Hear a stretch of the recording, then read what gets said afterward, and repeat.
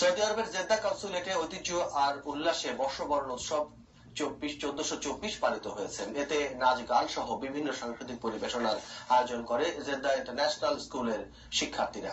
Jeddah প্রতিনিধি মাসুদ সেলিমের পাঠানো রিপোর্টে বিস্তারিত ছবি তুলেছেন আনোয়ার হোসেন রাজু।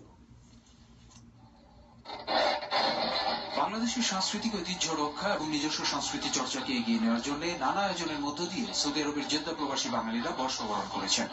জেদ্দাস্থ বাংলাদেশ কনসুলেটের উদ্যোগে বরণ করা হয় বাংলা নববর্ষ 1424 সাল।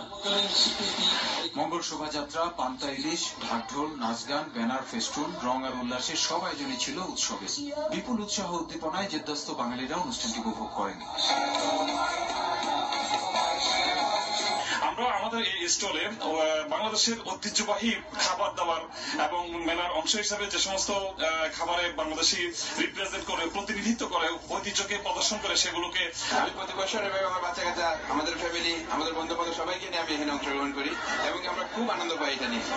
ঐতিহ্যবাহী পোশাক পরে ধর্ম, বর্ণ, শ্রেণী, পেশা, বয়স নির্বিশেষে সব বাঙালিরা সামিল হন বৈশাখী উৎসবে। কনসাল জেনারেল FM বোরহানুদ্দিন প্রবাসীদের নববর্ষের শুভেচ্ছা জানান। বাংলাদেশের সংস্কৃতির সাথে ওতপ্রোতভাবে জড়িত যে সমস্ত খাদ্য আমি সেগুলা দেখতে পেলাম। ওনারা অনেক পরিশ্রম করে এগুলা তৈরি করেছেন, নানা ধরনের পিঠা, খাবার, ইভেন হালিমও দেখতে পেলাম। বিকেলে বাংলাদেশ কনসুলেটের খোলা প্রাঙ্গণে এক সাংস্কৃতিক অনুষ্ঠানের আয়োজন করা হয়। এতে জেদ্দাস্থ বাংলাদেশি শিল্পগোষ্ঠী মিজান ও তার দল এবং বাংলা ও ইংলিশ মিডিয়ামের ছাত্রীরা সঙ্গীত পরিবেশন করেন।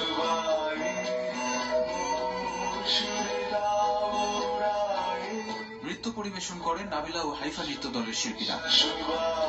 জেদ্দাতে বসবাসরত বাংলাদেশি কমিউনিটি বিশিষ্ট ব্যক্তিবর্গ, প্রবাসী সাংবাদিক, বাংলাদেশ দূতাবাসের কর্মী, বিভিন্ন সামাজিক সাংস্কৃতিক সংগঠনের কর্মীরা উপস্থিত ছিলেন।